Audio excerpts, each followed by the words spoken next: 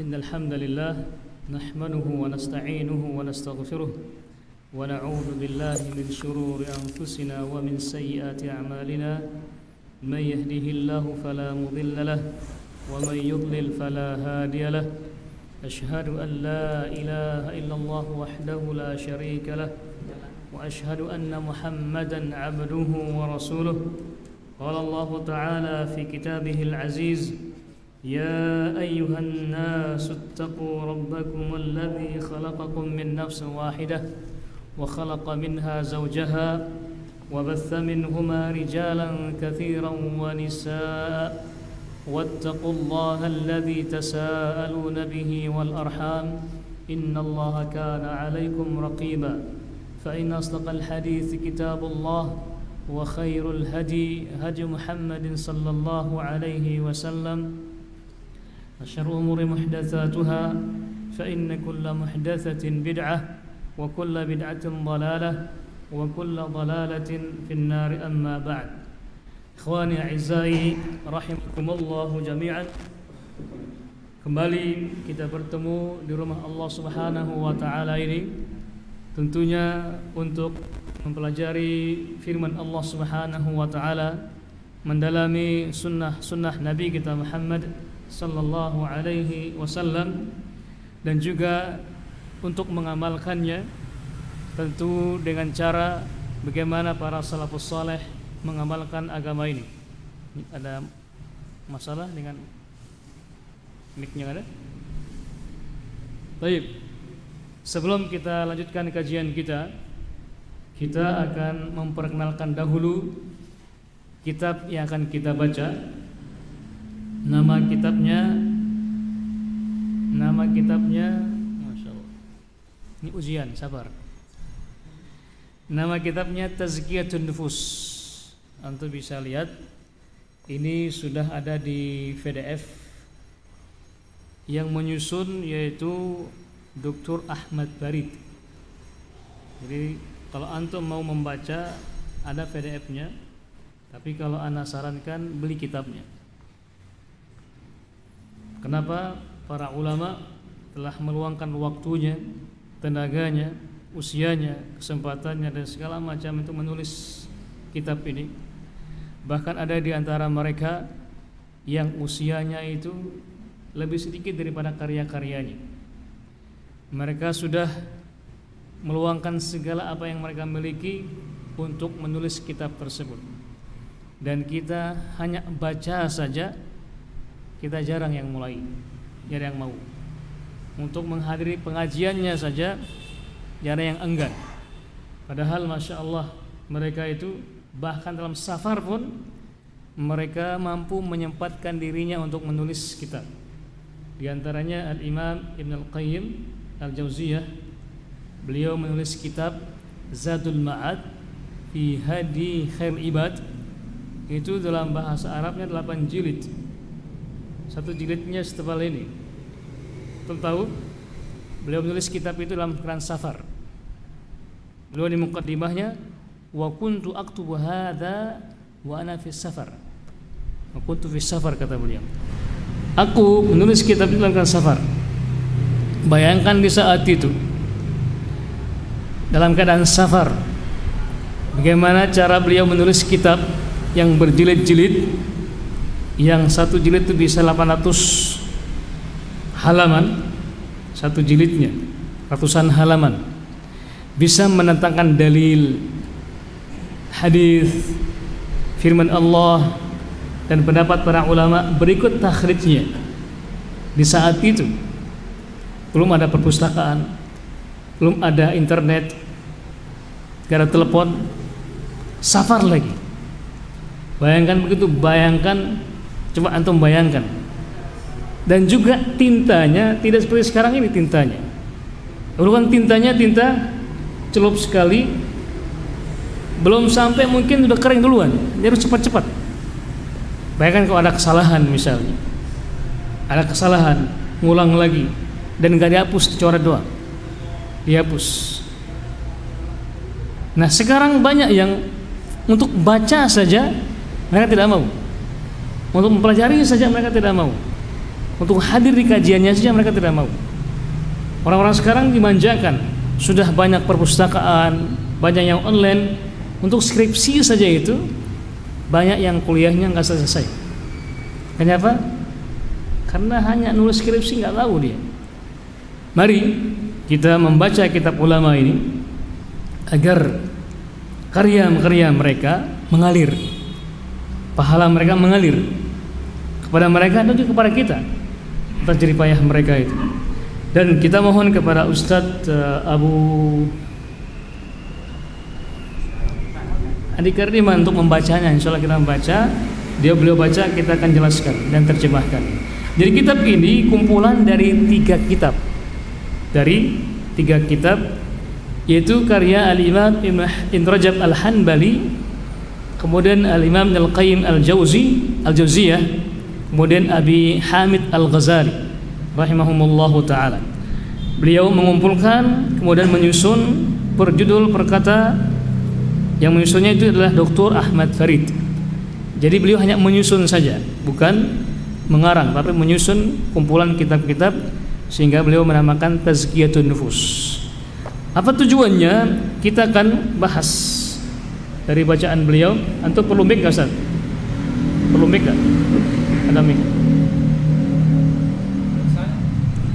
Bisa keras, Ustaz. Fadhal. Sumbi amma ba'd di halaman 11.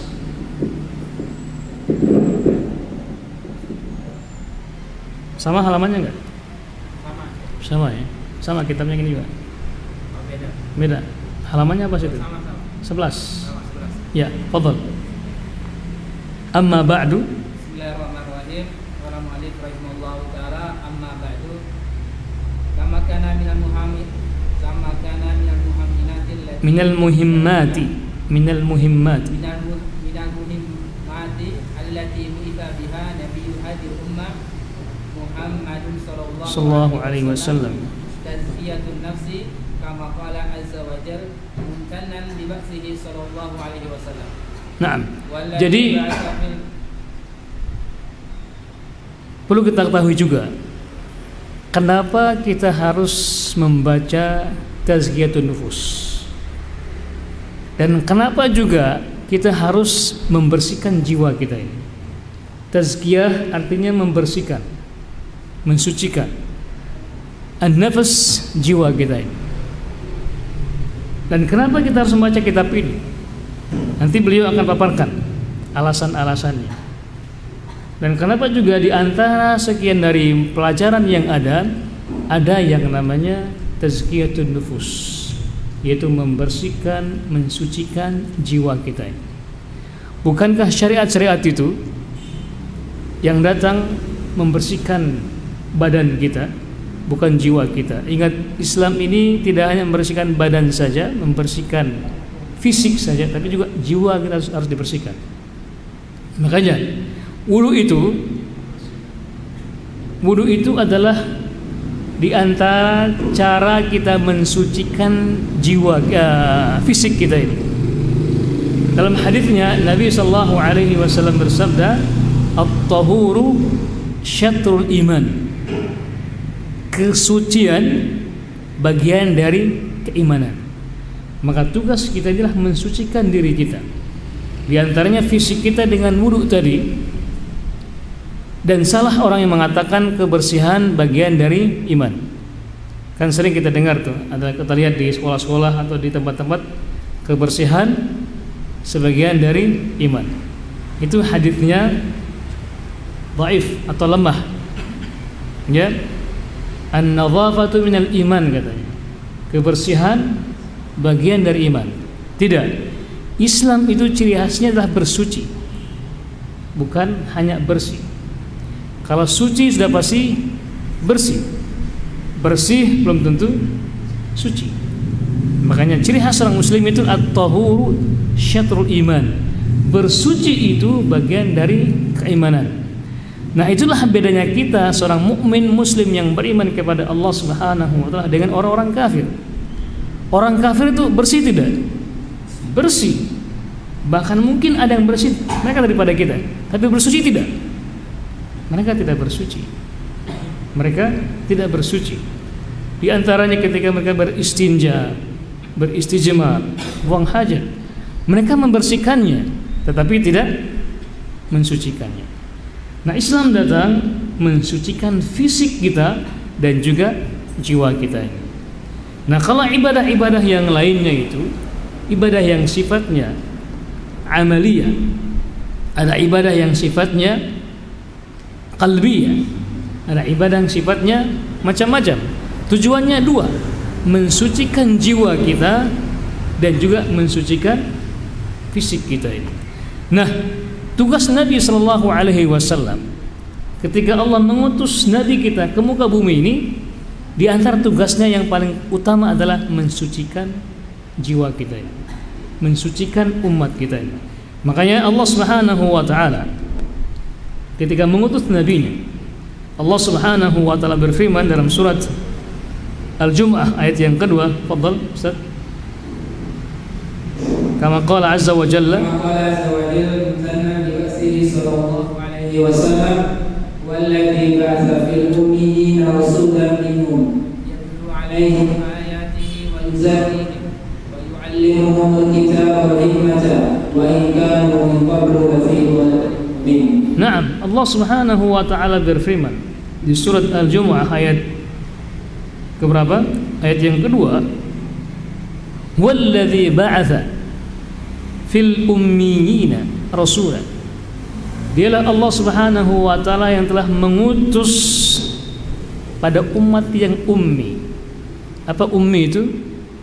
Tidak bisa baca dan tidak bisa nulis.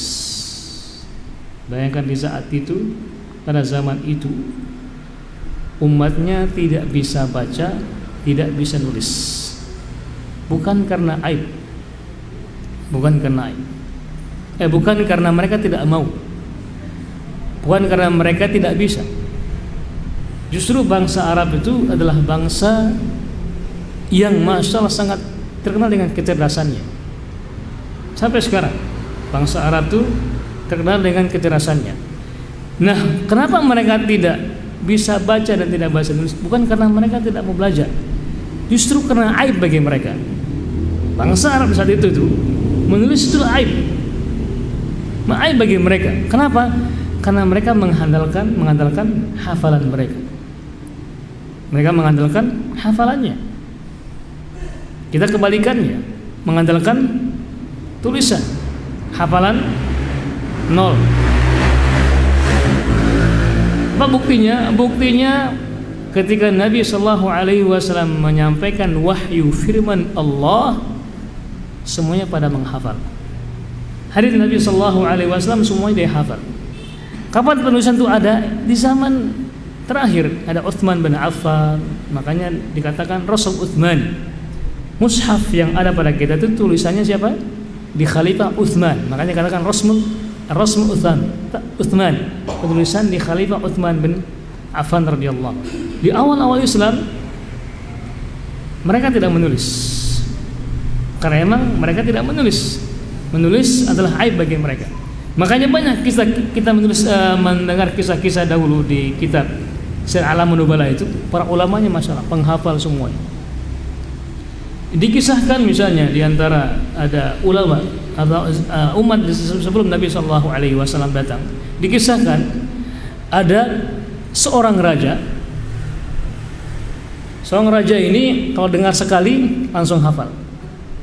Dengar sekali langsung hafal. Istrinya dengar 2 kali langsung hafal. Anaknya dengar 3 kali langsung hafal. Bahkan pembantunya, budaknya maksudnya, dengar 4 kali langsung hafal. Luar biasa enggak? Luar biasa. Nah, raja ini mengadakan sayembara. Apa sembaranya? Barang siapa yang mampu mendatangkan syair yang belum pernah didengar oleh seorang raja, maka dia akan dapat hadiah yang besar. Maka terkumpullah banyak penyair. Jadi bangsa Arab itu dikenal dengan apa? Dengan syairnya. Makanya Al-Quran sebagai bantahan kepada penyair di saat itu. Terkumpullah para penyair ada yang menyusun 3 bulan sebelumnya, ada yang menyusun sebulan sebelumnya, ada yang menyusun beberapa hari sebelumnya. Datang kumpul di antara mereka itu, kumpullah. Akhirnya mereka mendatangkan berbagai macam syair-syair. Semuanya ternyata sudah pernah didengar oleh raja. Padahal mereka belum pernah mengutarakan kepada siapapun. Tinggal yang satu orang, dan nulis beberapa saat sebelum dia tampil di podium itu. Dia menulis dengan kata-kata yang begitu sulit untuk diingat dan dihafal. Ditulis sampai berapa lembar. Tibalah dia tuh syairnya saya nggak hafal juga karena memang susah dihafal. Saking rumitnya dan ruwetnya bahasa Arab itu, kata-katanya maksudnya. Perlu dengan ain, qaf, ka, ain semuanya gitu. Sulit. Setelah selesai, ini kan apa kelebihan raja ini? Mendengar sekali langsung hafal kan? Setelah selesai, hal faraqta katanya. Udah belum? Sudah katanya. Hanya raja itu mengulang kembali syairnya. Luar biasa. Tak sampai selesai. Dan gak ada salahnya. Dia geleng-geleng kepala. Saking herannya, kok bisa katanya.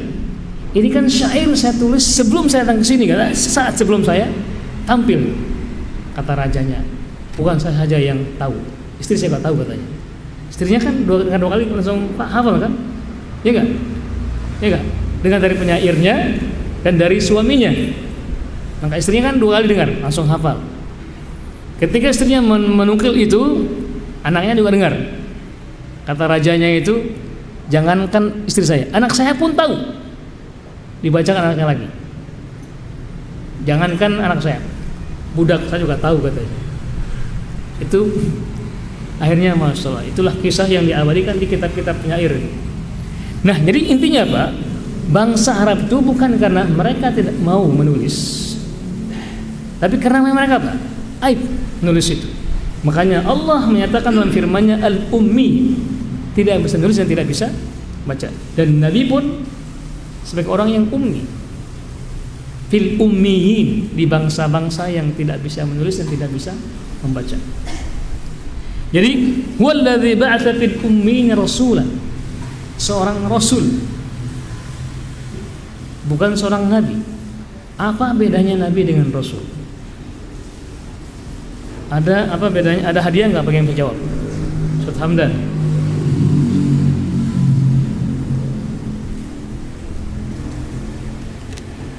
Ayo, apa bedanya nabi dengan rasul? Ustaz Hamdan, ada hadiah nggak? Ada ya? Oh, ada katanya. Berarti ada hadiahnya. Tafadhal bagi yang bisa jawab. Perbedaan nabi dengan rasul. Naam, ahsan. Assalamualaikum warahmatullahi wabarakatuh. Nabi adalah manusia utusan Allah Subhanahu wa taala yang diberikan wahyu untuk dirinya sendiri. Nah, Rasul manusia utusan Allah yang diberikan wahyu kemudian disampaikan kepada umat manusia. Masya Allah. Jadi Nabi menerima wahyu untuk diri sendiri. Kalau Nabi Rasul disampaikan ke orang lain. Yusuf alaihissalam itu Nabi para Rasul. Nabi. Apakah Nabi Yusuf menyampaikan wahyu atau tidak?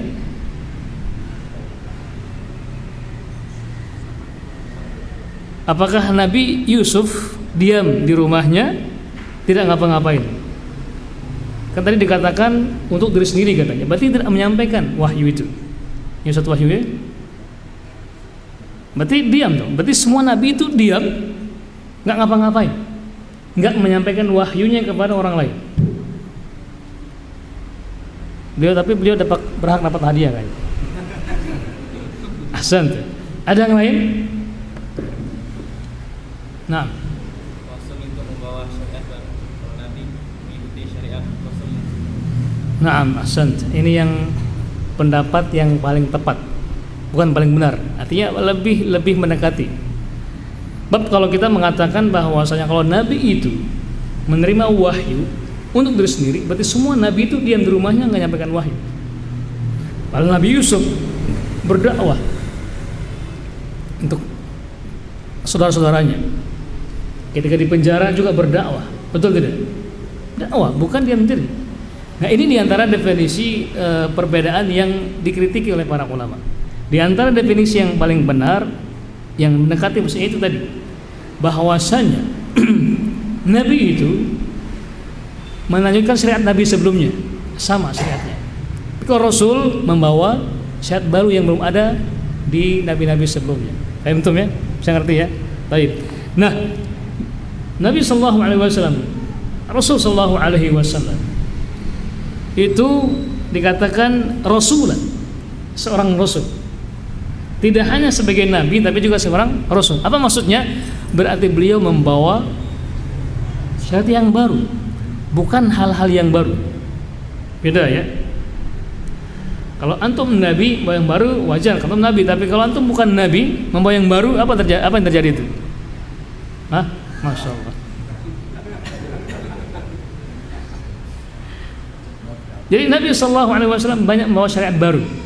Bahkan tidak hanya baru tapi sebagai pelengkap dari sebelum-sebelumnya. Kenapa dikatakan pelengkap? Pertama karena sebagai penutup. Yang kedua sebagai musaddiqan lima baina, sebagai pembenar dari syariat-syariat sebelumnya itu. Dari kitab-kitab sebelumnya. Nanti kita akan bahas juga. Ibaratnya apa?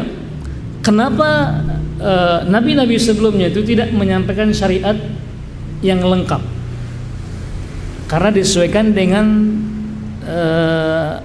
kondisi otak manusia di saat itu.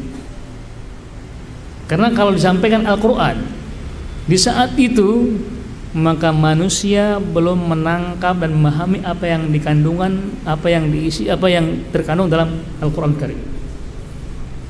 Contohnya begini, gini sederhananya, ketika ada mata kuliah disampaikan ke anak SD, bisa nyambung nggak? Nyambung tidak? Nggak nyambung. Karena apa? Otak mereka belum bisa memahami apa yang dibahas di orang-orang kuliahan. Ya, paham ya? Nah, begitu juga kondisi umat di saat sebelum Nabi SAW masih kondisinya masih apa adanya. Keterbatasan prasarana, keterbatasan otak juga. Sehingga Allah menurunkan kitab-kitab dan nabi-nabi sesuai dengan zaman mereka. Nah, ketika Allah menurunkan Al-Quran, itu sebagai upgrade dan update dari yang ada. Insyaallah. Cepat sekali. Ya? Masih ya? Masih ada waktu? Ya? Oh, ada bunyi. Kaget saya. Jadi Pak, sampai di mana tadi Pak? Update. Jadi Al-Quran itu kitab sebagai penutup dari kitab-kitab yang lainnya. Ya, ibaratnya kalau antum punya televisi yang 3 generasi. Televisi dahulu kan hitam putih, ya kan? Dengan panduan kitab putihnya. Kemudian muncullah televisi warna tapi tabuk, dan juga membawa panduannya kan, buku manualnya. Dan sekarang tuh zamannya apa? Zaman digital, LED ya, atau LCD. LED kan membawa kitab panduannya. Nah, kalau antum punya televisi LED menggunakan kitab panduannya hitam putih, nyambung nggak? Nyambung nggak? Nggak nyambung. Nah, begitu juga antum di saat sekarang berada di zaman sekarang ini, kitab panduannya apa? Al-Quran. Kalau antum kembali ke kitab Injil, Taurat misalnya, nyambung tidak? Nggak nyambung. Makanya Al-Quran sebagai apa? Sebagai penutup, penyempurna dari kitab-kitab sebelumnya. Antum ya, bisa ngerti ya? Akalnya tolong diaktifkan sedikit akalnya itu. Nah, jadi Nabi SAW diutus dengan usia yang begitu pendek. Usia umat kita ini kan pendek, tapi diberikan kecerdasan yang melampaui umat-umat sebelumnya. Umur orang sebelum kita, Nabi Musa, Nabi Isa, kan Nabi Musa, Nabi Nuh berapa umurnya? Beliau berdakwah saja itu berapa tahun? Alfa sanatin illa khamsina. Beliau berdakwah selama 1000 tahun dikurangi Berapa totalnya? 950 tahun. Masya Allah. Itu umur terdahulu. Buat kapal berapa tahun buat kapalnya?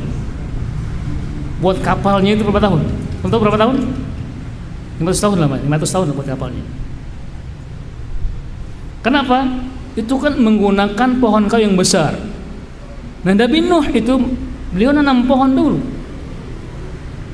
Nanam pohonnya berapa tahun? 300 tahun dulu. Dari kecil sampai besar.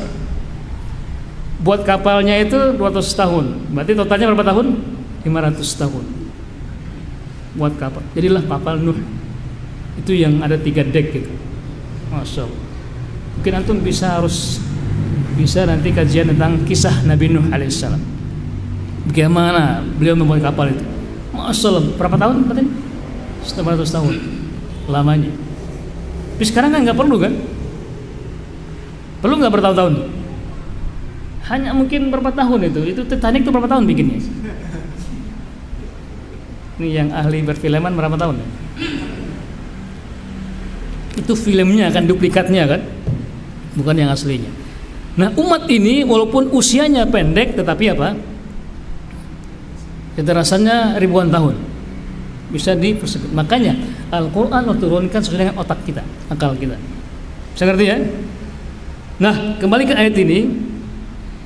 Ketika Nabi diutus seorang Rasul, yatlu alaihim ayatihi. Nah, tugas yang paling pertama adalah membacakan kepada umat yang ummi ini ayatihi,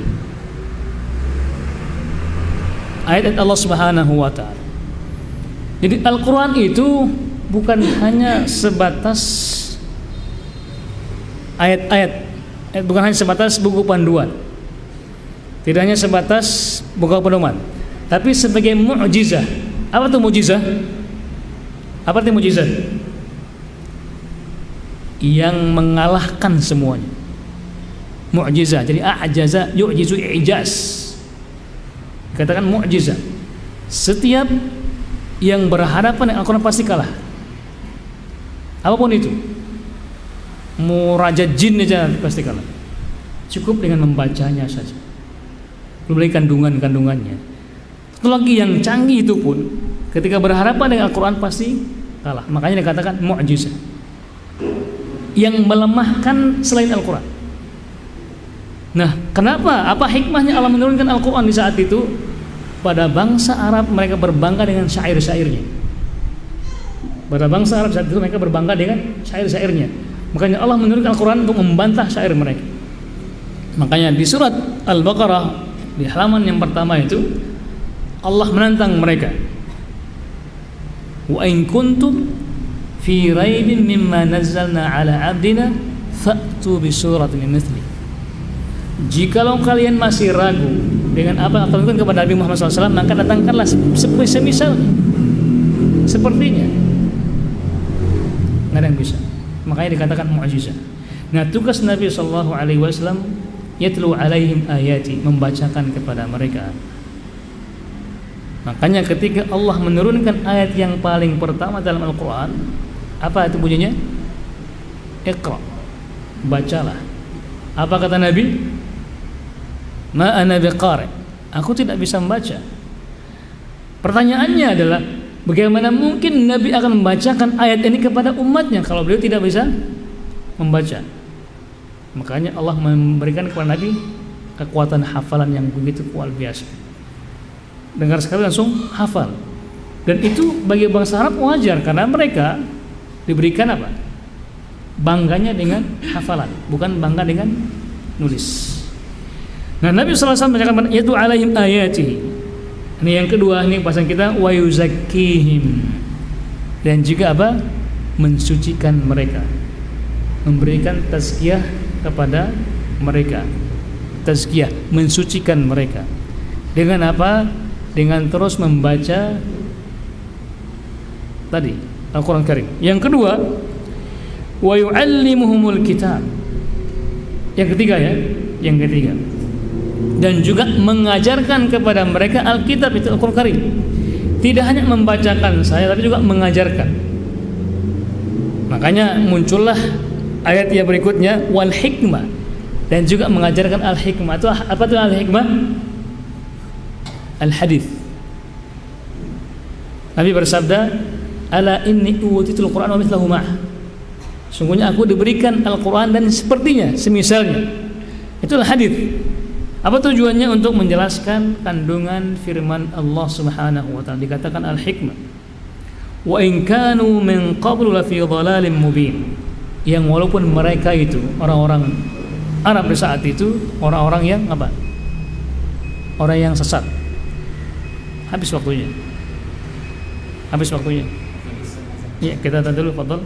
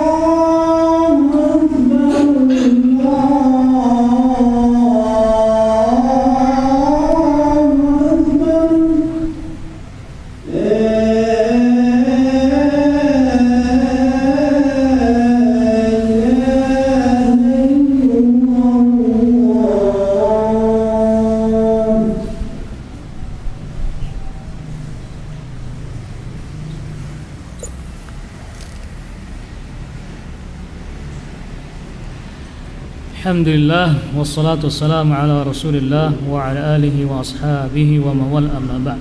Baik, kita kembali ke ayat yang kita bacakan tadi itu. Kalau kita ingin menyimpulkan ayat yang kita bacakan tadi itu, kalau kita ingin sandingkan dengan dunia pendidikan misal, maka di ayat tadi itu itulah kurikulum Allah Subhanahu wa taala. Ini bagi guru-guru mungkin paham ya kurikulum ya. Sekarang kan dikenal dengan K13 yang disempurnakan. Betul nggak? Iya. Kalau kurikulum manusia itu pasti banyak kurang-kurangan. Dan rumit ya. Para guru, saya tahu gimana? Ya. Jelimet ya. Ada banyak perangkat-perangkatnya, banyak segala macamnya itu, masya Allah. Tapi inilah kurikulum Allah Subhanahu wa taala yang Nabi terapkan kepada umat ini. Muatannya cuma 3 atau 4. Yang pertama apa? Tilawah. Yatlu alaihim ayati. Muatan yang kedua apa? Tazkiyah wa yuzakki. Muatan yang ketiga atau dan keempat ta'lim wa yu'allimuhumul kitab wal hikmah. 4 saja. Kalau yang lainnya berapa? Ke-13 berapa? Ustaz Abu Ammar, antum kan guru. Berapa? Banyak ya. Itu kalau disusun berapa halaman tuh? Nah, inilah kurikulum Allah Subhanahu wa taala. Zaman boleh berbeda. Zaman boleh berganti. Tapi otak manusia tidak pernah bisa berganti.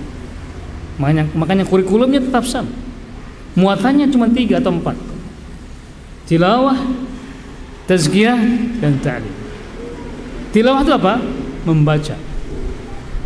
Membaca Al-Quran, membaca hadis Nabi sallallahu alaihi wasallam. Maka terapkan kurikulum ini di sekolah-sekolah kita. Tilawah, membaca. Faham enggak paham yang baca. Nabi sallallahu alaihi wasallam ketika suruh baca, apakah beliau bisa baca enggak? Yang penting baca. Makanya anak-anak kita ini walaupun mereka tidak bisa baca, bacakan Al-Quran Karim. Karena dengan keseringan membaca akan menghafal. Jangan heran banyak di Arab itu anak yang baru 4 tahun, 3 tahun sudah hafal 30 juz. Kita juz 30. Itu pun sudah hilang 3-nya, tinggal luhnya aja.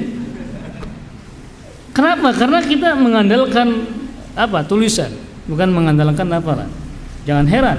Jadi mereka tuh Masya Allah umur 3 tahun, 4 tahun sudah banyak menghafal walaupun tidak baca. Ini tilawah, membacakan kepada mereka, kepada anak-anak. Biasakan. Wah susah Ustaz. Daripada susah nantinya mendingan dari sekarang. Ya, ketika antum punya bunga bonsai, tahu bonsai enggak? Gimana cara ngaturnya? Kan dari tunas itu kan antum putar ya antum agar nanti apa? Kalau sudah besar enak dilihat. Dari kecil memang. Begitu juga anak-anak kita memang dari kecil kita biasakan dengan Al-Quran. Bahkan dari bayi antum bacakan kepada mereka Al-Quran. Bacakan. Kalau keseringan insyaallah lama-lama hafal. Daripada tetangganya telah lagu, malah hafal lagu daripada hafal Al-Quran. Kan begitu. Di mana-mana kan lagu. Di pengantin lagu. Syukuran lagu. Bahkan bangun masjid lagu. Ada juga seperti itu. Akhirnya anak-anak kita lebih hafal lagu daripada Al-Quran. Sekarang lagi ada TikTok namanya. Lebih parah lagi. Bukan hanya lagunya tapi goyangan-goyangannya. Na'udzubillah min dzalik. Itu yang pertama. Yang apa tadi? Tazkiyah wa yuzakki.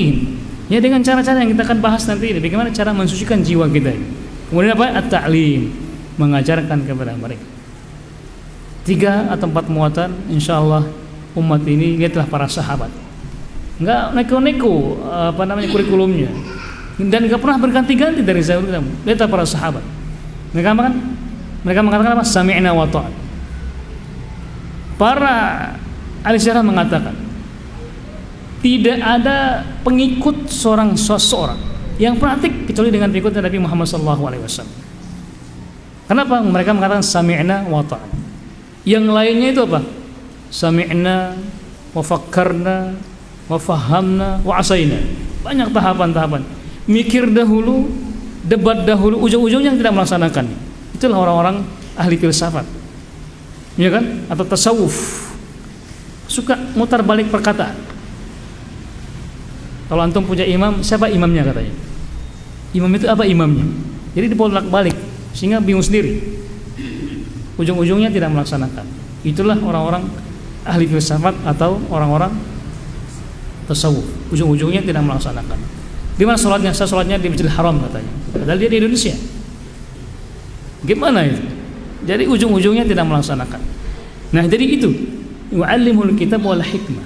Mengajarkan kepada anak-anak kita Al-Kitab, Al-Quran Karim dan hikmah hadis Nabi sallallahu alaihi wasallam, sehingga para sahabat dengan muatan-muatan ini mereka masalah orang-orang yang ikhlas, orang yang jujur, orang-orang pejuang semuanya demi mengharapkan kesucian dari Allah Subhanahu wa taala. Sampai di sini insyaallah kita akan teruskan. Ini masih baru mukaddimah ya. Baru mukaddimah. Wallahu ta'ala alam. Baik, sebelum kita akhiri, kita cukupkan. Ada pertanyaan ya? Enggak ada? Fadhal.